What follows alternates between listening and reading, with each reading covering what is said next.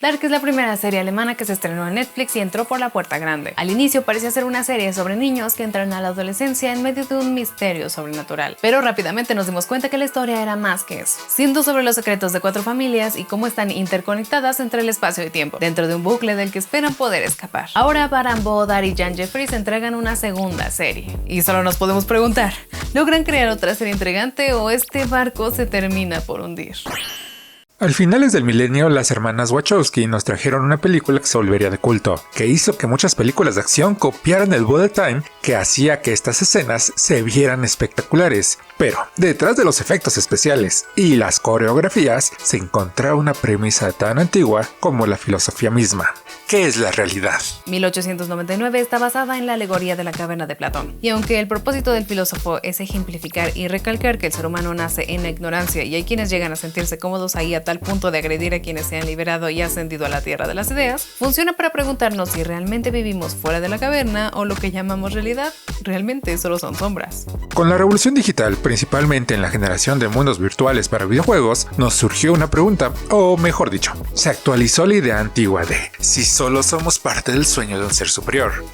Y si somos parte, no digamos de un juego, sino de una simulación que contemple todas las variables que lleva a sus programadores a crear una sociedad idílica en su mundo real. Una idea que ya planteaba Warren Ellis en la primera grapa de Planetary. Regresando a Matrix, las hermanas Wachowski propusieron que esta simulación era creada para esclavizar a la humanidad para crear pilas biológicas. Y ahora Baran y Janje plantean que la simulación es creada para tratar y estudiar traumas psicológicos. Pero como en Dark, detrás hay una conspiración que irá saliendo a flote en las siguientes temporadas. Maura Franklin es una mujer que viaja a Estados Unidos en un transatlántico de una empresa que tiene un barco que desapareció. Pero ya empezamos a darnos cuenta que las cosas no van bien cuando se nos dice que ella estaba en ese barco. ¿Cómo es posible que fuera la única sobreviviente? ¿Por qué no recuerda qué es lo que sucedió? Poco a poco nos damos cuenta que no es la única que estaba en aquel barco, sino que todos los que se encuentran ahí estuvieron no solo en el crucero desaparecido, sino que esta no es la segunda vez que hacen el viaje, sino que lo han hecho por algunas decenas de iteraciones anteriores. Estas iteraciones se nos presentan como la alegoría del infierno creado por nosotros mismos a partir de nuestros remordimientos y traumas. Un infierno del que no podremos escapar, no por cadenas impuestas por otros, sino porque, al final, terminaremos tomando las mismas decisiones que nos llevaron ahí, volviendo a empezar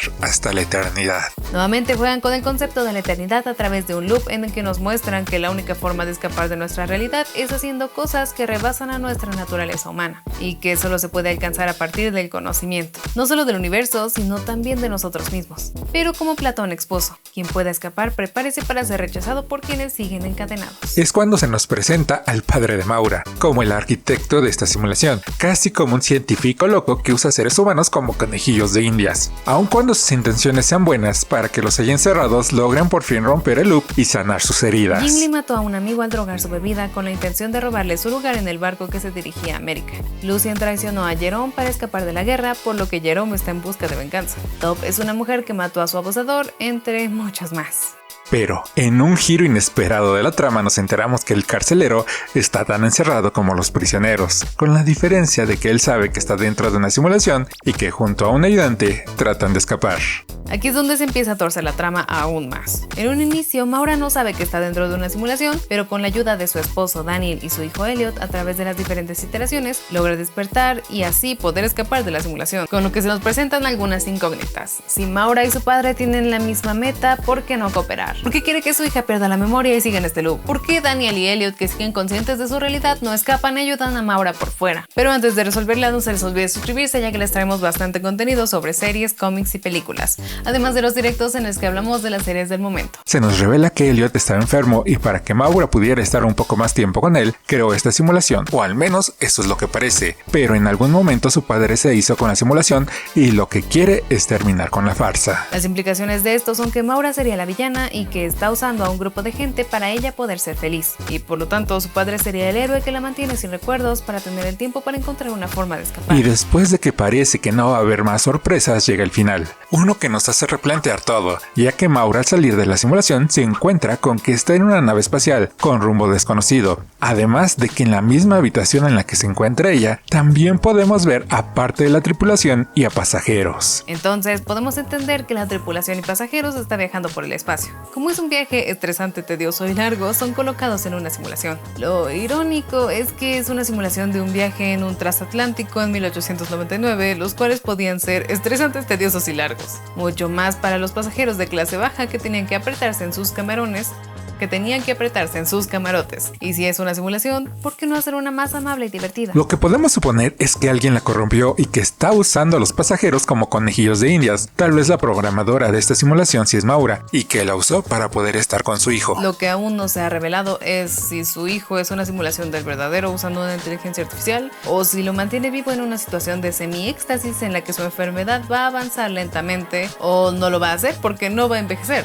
Pero si es desconectado, ¿morirá inevitablemente? Si el viaje es en el mismo sistema solar, podemos suponer que la gente en estos contenedores envejecerá normalmente o que les ayudará a hacerlo a un ritmo más lento, pero no tanto como para hacer realmente una diferencia. Por otro lado, si el viaje es a otra estrella, entonces sí que estas máquinas le ayudarían a no envejecer para que no mueran en un viaje que durará siglos. Algo como lo que podemos ver en Raised by Wolves, donde al viajar a un nuevo sistema solar se conectan a una simulación mientras que no envejecen. Es probable que el padre de Maura tratara de estudiar el comportamiento humano de las personas que viajan en su nave, pero al parecer su hijo lo traicionó y lo tiene encerrado en la misma simulación, colocándolo como el villano de la historia. Y todo esto nuevamente podría ser mentira por dos motivos. Primero, en una nave espacial que coloca en una simulación a sus pasajeros, no tiene sentido que existan escotillas, principalmente cuando son un punto débil en el armazón que pueden evitar. Lo segundo es la computadora retro por la que los hermanos Franklin se comunican. Sí, podemos suponer que 1899 no se lleva exactamente en un futuro probable de nuestra propia realidad, y que es el tipo de pantallas que usan, o que simplemente las usan por estética o para economizar recursos, ya que los procesadores serían usados para crear la simulación. Pero lo más probable es que esta nueva realidad sea otra realidad simulada, y que el verdadero Kerberos es el hermano de Maura, muy probablemente la primera inteligencia artificial que simula a una persona que creó a la protagonista, y como el perro mitológico, es el encargado de evitar que los tripulantes salgan de su sueño simulado. Y lo más probable es que Maura la programara para hacer exactamente eso, y encontró que la mejor forma de hacerlo era creando este Kerberos de 1899, donde los que se encuentran ahí están condenados a una vida de remordimiento, volviendo a Maura la villana, aunque sea de forma indirecta, y que su camino será resarcir sus errores.